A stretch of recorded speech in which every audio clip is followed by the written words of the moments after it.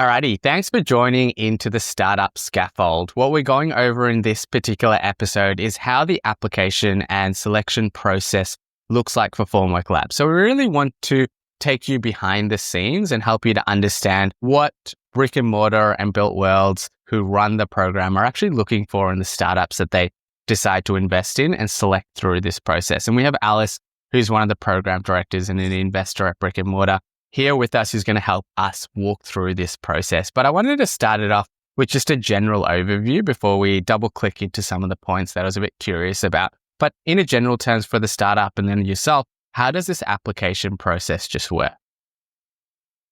Yeah, so we have a form that you fill out, typical application, a couple of questions kind of just to help categorize what is the startup doing, what are their customers, what kind of market segment. So it's a little bit of kind of organization, categorization of the startups. And as part of that application process, we actually ask the startups to fill out or to record a 2-minute video of them kind of pitching what they're working on. That's always kind of fun, but that tends to be probably the thing that takes the startups the most time to get that recorded and uploaded.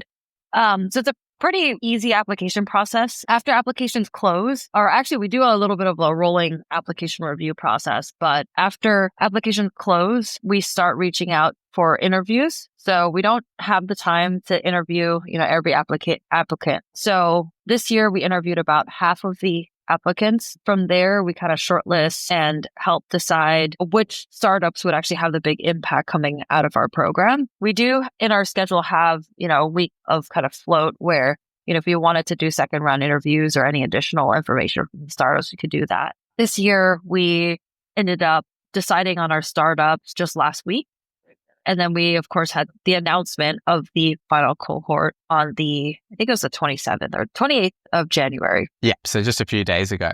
But I wanted to double click on that application process. So just say I'm a startup, I'm going through, I'm categorizing myself, I'm giving my pitch deck, I'm giving a little pitch as well. What are you actually looking for, right? Like you've cut 50% of the people who go through the application process to the interview. How are you selecting those people who are being interviewed? Yeah, so at this stage, even just looking at the application, right? You don't have that much information that you could share. At this stage, I call it the pre-seed stage in some sense, because a lot of the applicants are a couple of founders with an idea. Like they may not have built anything yet, but they have a general idea of, what category within construction they want to go after and generally kind of what type of potential customer that they want to start with. And from that, you really can't ask, for financials. There's really not much that's proven out, even from a product perspective, right? A lot of the times it's just Figma or images, right? There really isn't anything built yet. So at this early stage, really the only things that you can kind of, evaluate is, the founding team, what are they building? And for us, we really look at what is the problem that the startup is looking to solve and how big of a problem is that for our industry. Within that, it's how big can this company get? How big can a product grow? All of the opportunity within this category. And then one of the criteria that both on the brick and mortar side, when we do investment, as well as our Formwork Labs Accelerator program, we look at, how much value can we add to this company? And that's always been part of our DNA. We at Brick and Mortar, we know a lot about the construction industry. We know a lot about construction tech. And at the point of whatever stage that startup is rated from us, we always want to make sure that they're at a stage where we can feel a lot of value. Because our goal is when we become an investor, we don't just write a check.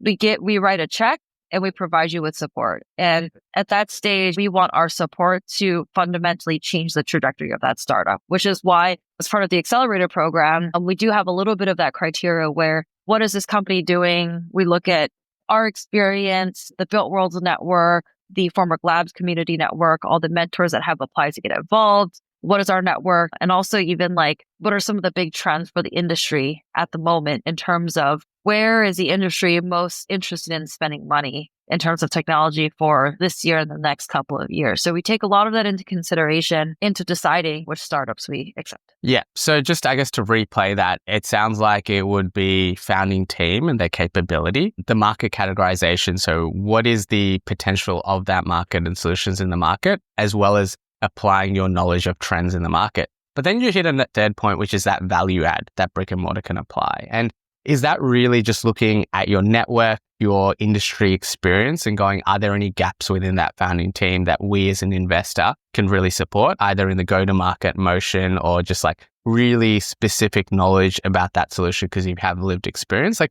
can you just double click on that value add for a second? Yeah, I mean, it's everything you mentioned, but there's also a bit of experience from, we just see a lot of construction tech companies as, from exited entrepreneurs in our portfolio, right? So like, as an example, this year, Javed with Fieldwire, who was on our first podcast, he is very interested in working with some of these startups. So if you look back at some of those companies that were founded more than 10 years ago, up until the big construction tech boom in the last 5 years, our team has pretty much spoken with or seen the journeys of a lot of those companies. We also have great relationships with all the big incumbents, right? So we work really closely with Autodesk, Procore, Trimble. We know Bentley really well, Hexagon. So there's a lot of players there that we also have a pretty good understanding of, what are their big strategies? Where are they looking to grow? And when we take all of that, we can dive really deeply into a startup specific problems around sales, marketing, go to market, even product. So I would say a lot of that is our value add. We even help startups with recruiting their first account executives or some of their early sales or customer success, because a lot of the best people for those roles actually come from the construction industry. And me coming from the construction industry, I have a lot of people who have seen my journey kind of leaving the industry, doing something else, whether it's coming into tech or venture capital. A lot of people reach out to us like, hey, I'm looking to change careers and I want to go work at a construction tech startup. What I'm hearing here is, it's really about connecting the dots, right? Like helping those early stage companies through the experiences that you've had and just connecting the dots between things that they might not see that's coming around the corner, as well as obviously giving money. But going on to that next step, right? I'm a startup. I've been selected into that interview. What does that interview look like? And then on the other side, what are you hoping to get out of that interview? Is there like green flags, red flags? Is there something I can present to make myself better? Yeah.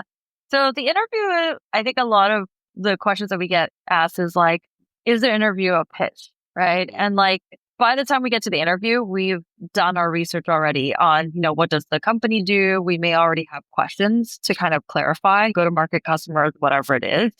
So frankly, that interview is really just to like be able to meet face to face, see if there are any, and I think it's a little bit harder to do this over Zoom versus in person. But if there are, any weird things that you could sense from, the person, right?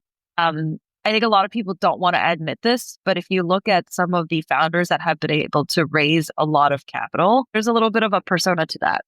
I don't like this about Silicon Valley and venture capital because I like to think that, the people who are the best operators and those who can execute are the ones who are going to build the best companies. But fund and sales is a big portion of the founding team. So we do want to get a sense of a little bit of that in that interaction and just to see if you're asking questions, if you're trying to get people to be on their feet at some of those founders. But a majority of that interview really is like clarifying questions and just trying to make sure that we get whatever we need answered. And it's also an opportunity to clarify or answer any questions from the startup too.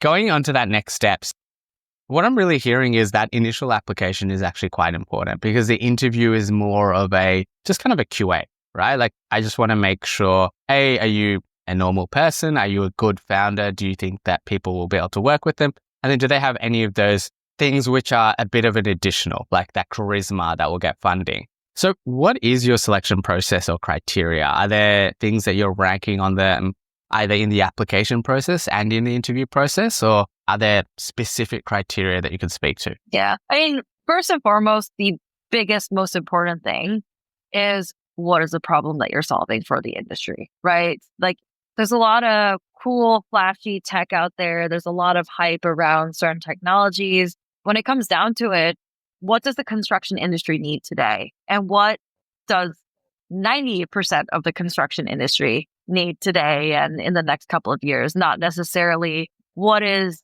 cool tech that we think the industry may or may not need, and it's a little bit more speculative. I think the challenge with the construction industry also is sometimes we actually have to wait for the industry to be comfortable with a certain idea or a concept. And that's another criteria that we have to look at, especially at this stage. It's the startups that we're accepting into the program, they may not actually have a product for another maybe 12 to 18 months. And at that point in time, will this product still be relevant for the industry? But if it's something a little bit more innovative, then in those 18 months, will the industry be ready?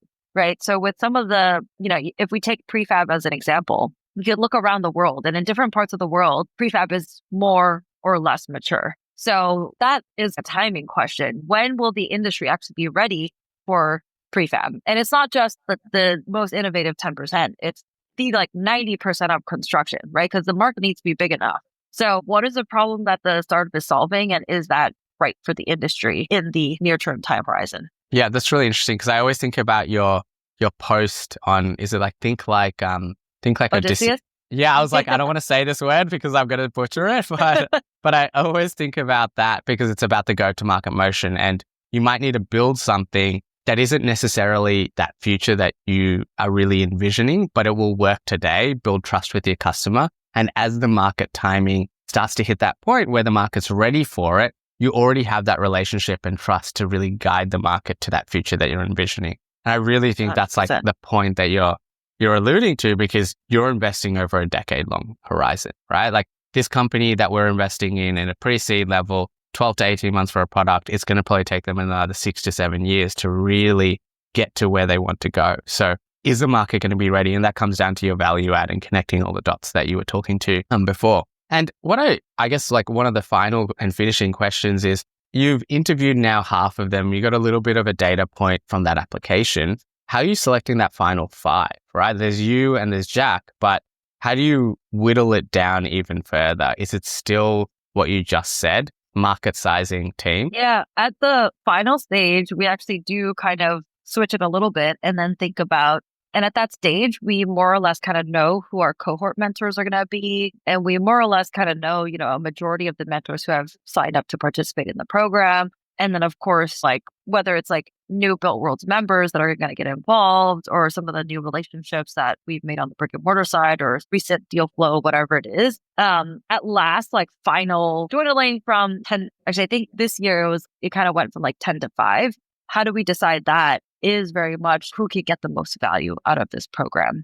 And we do talk a little bit about this when we interview the startups to really make sure that, is it even relevant, right?